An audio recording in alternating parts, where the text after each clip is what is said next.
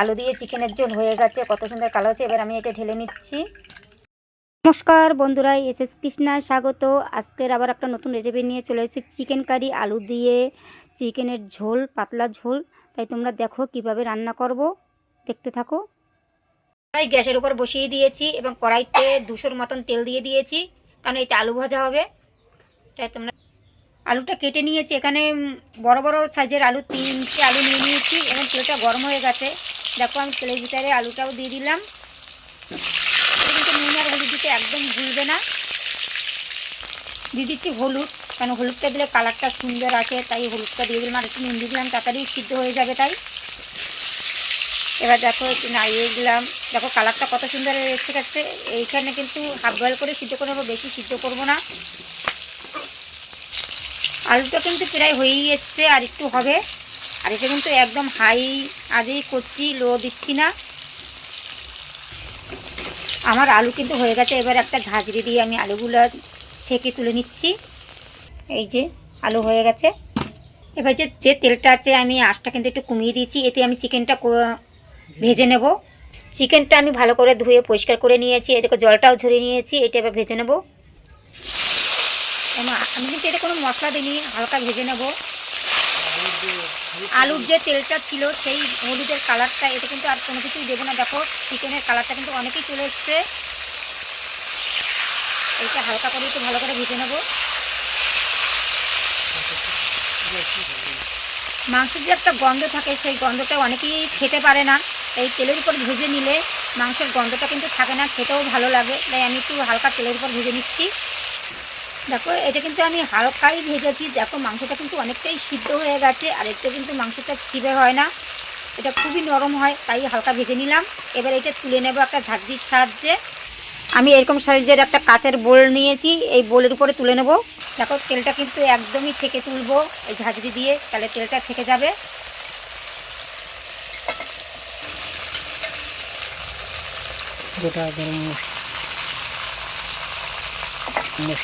দেখো মাংসের তেল কিন্তু অনেকই বেরিয়ে গেছিলো। আর এখানে 2টো তেজপাতা এবং 3 টুকরো দারচিনি, 3টে গোটা এলাচ দিয়ে দিলাম। ফোড়নে দিয়ে দিচ্ছি জিরে। দেখো আমি এই সমস্তই ফোড়নে দিলাম মশলা, একটু ভাজা হোক তারপরে।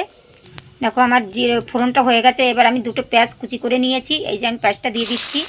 এই পেঁয়াজের জানি কাঁচা গন্ধ না থাকে, এটা ভালো করে ভাজতে হবে, বেশিও ভাজবো না। আর এইটা কিন্তু কাঁচা গন্ধটা না থাকে, লাল লাল করে ভেজে নেব। তাই এই পেঁয়াজটাও হতে হতে আমি মাংসটা একটু ম্যারিনেট করে নিই। দইটা আমি একটু ভালো করে ফেটিয়ে নিচ্ছি, কেন এইটা 100 গ্রাম দই আছে আর 750 চিকেন আছে। এই চিকেনে আমি দিয়ে দেবো ম্যারিনেট করার জন্য 1 চামচ ধনের গুঁড়ো। এইটা হচ্ছে গরম মশলার গুঁড়ো দিয়ে দিচ্ছি। কালারের জন্য হলুদ 1 চামচ, জিরের গুঁড়ো, কাশ্মীরি লঙ্কার গুঁড়ো, পরিমাণ মতন কাশ্মীরি লঙ্কার গুঁড়ো দিচ্ছি একটু কালারের জন্য। দিয়ে দেবো স্বাদ মতন নুন। পুরোটাই আমি এবার চিকেনটা ভালো করে একটু ম্যারিনেট করে নেব। আমার ম্যারিনেট করা হয়ে গেছে। আমি এটা 10 মিনিটের জন্য রাখবো, এর বেশি রাখতে হবে না, তো আমি 10 মিনিটের জন্য রেখে দিচ্ছি। আমার পেঁয়াজটা দেখো লাল লাল করে ভাজা হয়ে গেছে। এতে দিয়ে দেবো আদা এবং রসুন বাটা। আমি শিলে বেটে নিয়েছি, এটা মিক্সিতে আর করিনি। তাই শিলে বাটার মশলা কিন্তু টেস্টি অন্য রকমের, তাই শিলে বেটে নিয়েছি। এবার এটা ভালো করে একটু গন্ধটা না থাকে ভেজে নেব মিডিয়াম আঁচে। এইভাবে যদি ভেজে নেওয়া হয় তাহলে কিন্তু মাংসটা খেতে কিন্তু খুবই টেস্টি হয়। আর এই দেখো তেল কিন্তু ছেড়ে দিয়েছে, এতে আর তেল লাগবে না। কালার আসার জন্য দিয়ে দিচ্ছি অল্প একটু হলুদ এই তেলের উপরেই, তাহলে কিন্তু কালারটা খুবই সুন্দর আসে হলুদ তেলের উপরে দিলে। দিয়ে দিচ্ছি কাশ্মীরি লঙ্কার গুঁড়ো 1 চামচের মতন। এবার মশলাটা একটু ভালো করে ভেজে নেব। দেখো পুরোই তেল ছেড়ে দিয়ে কালারটা কত সুন্দর এসছে। দেখো আমার মশলা কিন্তু প্রায় ভাজাই হয়ে গেছে। আমি 2টো টমেটো মিক্সারে পেস্ট করে নিয়েছি, মাঝারি সাইজের, বেশি বড় না। দই না দিলে একটু টমেটো দুটো একটু বেশি লাগতো, কিন্তু দই দিয়েছি বলে আমি 2টোই দিলাম। দেখো টমেটো দেওয়ার পরে কালারটা আরও সুন্দর এসছে, কত সুন্দর এসছে। যতক্ষণই কাঁচা গন্ধ না যাবে ততক্ষণ কিন্তু ভাজবো, কষিয়ে নিচ্ছি। ঝালের জন্য 6-7টা কাঁচা লঙ্কা দিয়ে দিলাম। দেখো আমার মশলা কষানো হয়ে গেছে, এটা ম্যানেজ করা চিকেনটা দিয়ে দেবো। 10 মিনিট কিন্তু হয়ে গেছে। এই যে চিকেনটা নিয়ে চলে এসেছি, এবার চিকেনটা দিয়ে দিচ্ছি। এটা কিন্তু আমি জল ব্যবহার করব না, কারণ আমি দই দিয়ে মেখেছি। আমি এটা ভালো করে একটু কষিয়ে নেব। দেখো এখনই তেল কত ছেড়ে দিয়েছে চিকেনটা দেওয়ার পরেই। আমি এটা 10 মিনিটের মতন কষাবো। দেখো তার জল না দিলে কিভাবে জলটা বেরায়।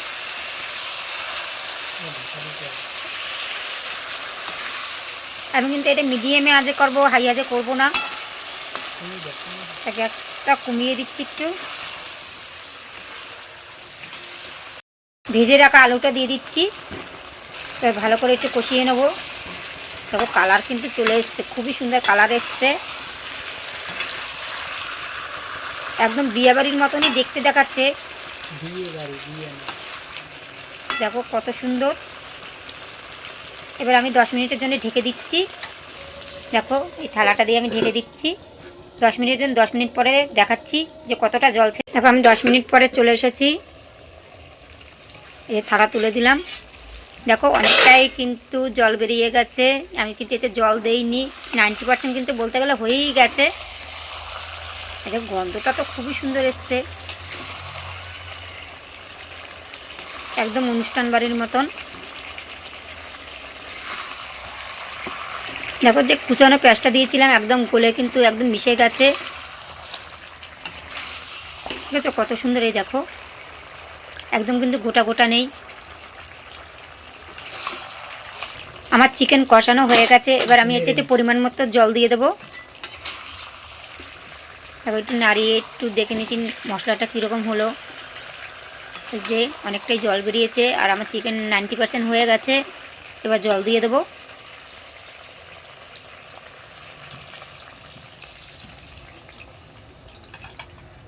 আমি জলটা দিয়ে দিয়েছি। দেখো কালারটা কত সুন্দর এসছে। এবার একটু নাড়িয়ে দিচ্ছি। 90% হয়ে গেছে, আর 10% হলেই হয়ে যাবে। তাহলে হতে থাক, ফুটে উঠুক, তারপর আবার দেখাচ্ছি। দেখো আমার চিকেন কিন্তু হয়ে গেছে। এবার এটা নামিয়ে নেবো। এতে আমি দিয়ে দিচ্ছি ধনেপাতা। এতে ধনেপাতা কিন্তু বাড়িতেই হয়েছে, গন্ধটা খুবই সুন্দর, তাই আমি ধনেপাতা দিয়ে দিচ্ছি। আর কালারটা দেখো কত সুন্দর এসছে। এবার আমি এটা নামিয়ে নেব। দেখো আমার আলু দিয়ে চিকেনের ঝোল হয়ে গেছে, কত সুন্দর কালার হচ্ছে। এবার আমি এটা ঢেলে নিচ্ছি। আর খেতেও কিন্তু খুবই টেস্টি, এভাবে করে খেয়ে দেখবে। দেখো আলু দিয়ে চিকেনের ঝোল হয়ে গেছে। আর এই ভিডিওটা যদি ভালো লাগে, এটা একটা লাইক, কমেন্ট, শেয়ার এবং অবশ্যই সাবস্ক্রাইব করে দেবে। এটা হচ্ছে চিকেন কারি। আর এই দেখো এখানেই রাখছি, আবার অন্য কোনো ভিডিওতে দেখা হবে। নমস্কার।